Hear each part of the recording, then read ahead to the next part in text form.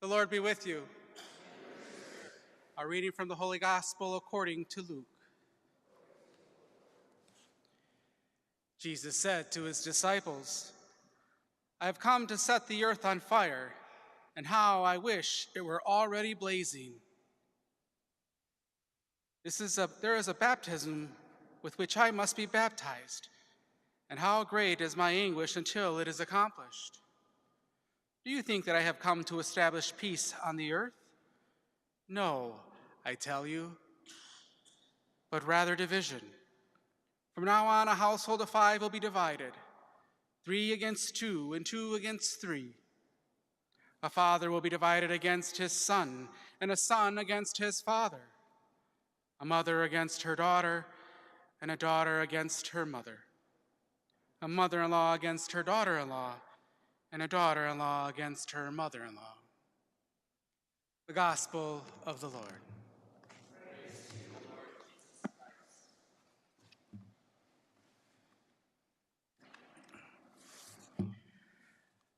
Good morning. This is my 3rd time working with Father Michael. And I have to admit, Father Michael, when I was at St. Ed's today, someone says, "You and Father Michael are a good team." I said, "Really?" Father Michael is like a Sour Patch Kid. He starts out sour, but then he gets kind of sweet. He's a nice guy to work with, and I love working with you. But a couple of weeks ago, I have a little confession to make, Father. I sent him an email asking him which weekend I could preach with him, and I gave him 2 options, and he comes back and says, "Why don't you preach on August 17th? And I said, "Great. 20th Sunday in ordinary time, very ordinary, nothing big." And then I open the book and I look at the gospel and I read, "I have come to set the earth on fire. I have not come to bring peace, but division." Then I ask myself, what did you do to me, Father? This gospel that we heard today really makes new preachers like me sweat. And I've been sweating for the last 3 weeks trying to get this right. I almost want to go back to Father and say, "You sure you don't want to switch weekends with me?" My friends, let's be honest. This gospel that we heard today is tough. It's not gentle and it's not easy.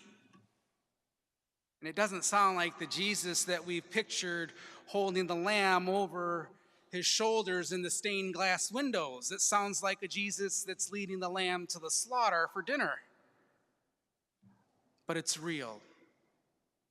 Jesus is telling us that the Christian life isn't always going to be peaceful. And in fact, sometimes it will feel like a fire that has been lit underneath us. But you see, it's not a fire of destruction, but it's a fire that refines us. It's a fire that burns away any comfort and settlement that we have in our Christian life. And sometimes it's a fire that causes division even within our own families. Just look at Jeremiah in the first reading. That poor guy was telling the truth, trying to warn the people. And what do? They throw him in a muddy cistern, and they leave him there to die. That's what happens when the truth makes people feel uncomfortable. But he didn't back down. He stayed faithful. He stayed faithful even in the mud. And haven't we all had these cistern moments, times when standing up for what is right has left us isolated? when speaking the truth of our faith turns others away from us, when you have defended the dignity of life or held to your beliefs and suddenly people around you don't know what to do with you. I remember visiting a family recently, good people, people who were full of love, full of compassion. But one of their children had walked away from the faith. And the parents were torn. They wanted to keep the peace, but they felt torn inside because they knew what they believed. And in their eyes, I saw the pain Jesus is talking about today. He's not saying that he wants division. He's saying that following him is going to require hard choices for us. The faith will cost something. That when we take him seriously, when we live the Gospels, it won't always feel very peaceful. But my friends, it will always be worth it. And in those moments, we need to remember that, like in the second reading that we heard, let us persevere in running the race that lies before us, keeping our eyes on Christ. On Christ. Not on comfort, not on being liked, not even on winning every argument, but on Jesus, the one who endured the cross so we wouldn't grow weary or that we wouldn't lose heart. You know, I know some of you are here today have been living this gospel in a real way. Some of you have been divided from family over values that you have that are indifferent of theirs. Some of you have spoken up for justice and have been misunderstood. Some of you may have felt the tension of wanting to love others, but also wanted to stay true to your faith. To you I say thank you for your witness. You're not alone.